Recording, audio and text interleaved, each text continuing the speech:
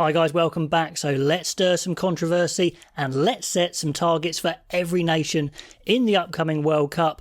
Sure, everyone's got different ideas of expectations, but it's fun. So I'm going to try and be quite dispassionate here and realistic and set 3 levels of expectation, 3 target levels if you like. We've got underachieving, meeting expectations and exceeding expectations. So these aren't really going to be those targets that are set by fans or players or coaches in public. These are going to be those dispassionate targets that maybe the governing bodies are going to set and not really let loose into the public domain, or someone who really hasn't got any skin in the game is going to set. So let's get into it. This is what I think each nation has as a target level. Okay, so on to the first group of teams who I've set the lowest targets for. It's a big group here: Uruguay, Namibia, Tonga, Romania, Portugal, Georgia, Samoa and Chile. Obviously there's some slightly stronger teams than others in this group, but it does depend on the pool they're in. For example, Georgia, they will be targeting beating Portugal for sure, but beating Fiji I think would be exceeding expectations. And with Samoa, they should beat Chile, but again, beating Argentina, Japan, England, they're a bit higher. So that's why I'm putting these groups of teams in these levels of targets. So on to the second level of targets, and I've just got Italy and Fiji here. I'm saying they meet expectations if they win the 2 games against those smaller nations in their pool. For Italy, we've got Uruguay and Namibia, who they should beat. And for Fiji, we've got Georgia and Portugal. Obviously, Georgia could be tough, but I think they should beat them. To beat the others is going to be a bit more of an ask. So underachieving is win 1 game or less, and exceeding expectations is to get through the pool into the quarterfinals. That would be big for Italy and Fiji, probably Italy especially, because Italy haven't done as well as Fiji in the past. Now on to the third level of expectation. I've got Scotland, Wales, Japan and Argentina. I am saying they meet expectations if they qualify from the pool.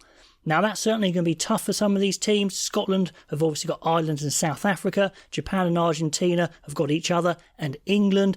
Maybe it's slightly easier for Wales, but still I think from the form that Wales have brought into the World Cup, if they do go and qualify for a quarter-final, I think that will be kind of expected. Scotland, Japan, Argentina, they're pretty big teams now, so they would be hoping to get out of the pools, even though they're in very tough pools. So let me know if you agree on that one. Now on to the fourth level of expectation. I've put England and Australia together, and I hear you say England's form is worse than Scotland. Scotland beat them in the Six Nations again, but I do think with England's history in the World Cup, history of success, plus their player numbers, their financial clout above, say, Scotland, I think they're saying meeting expectations is a semi-final or better. Same with Australia, lots of good results in previous World Cups, so semi-final for them, underachieving quarter-final or worse, and exceeding final or champions. I think if England or Australia got into the final, they would be exceeding expectations. I think that's fair to say, but let me know if you agree.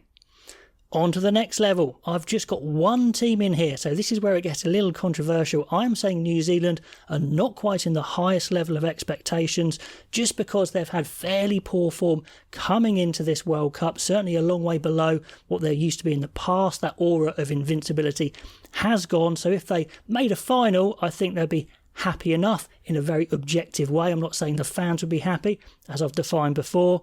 Winning it would be exceeding, and semis or worse I think would be a little bit underperforming. So I've put New Zealand there in Group 5. So that means in the top level of expectation I've got South Africa, Ireland and France. Ireland, that world number 1, current Six Nations champions, Grand Slam champions. France, very fancied, the home team, incredibly powerful, number 2 in the world.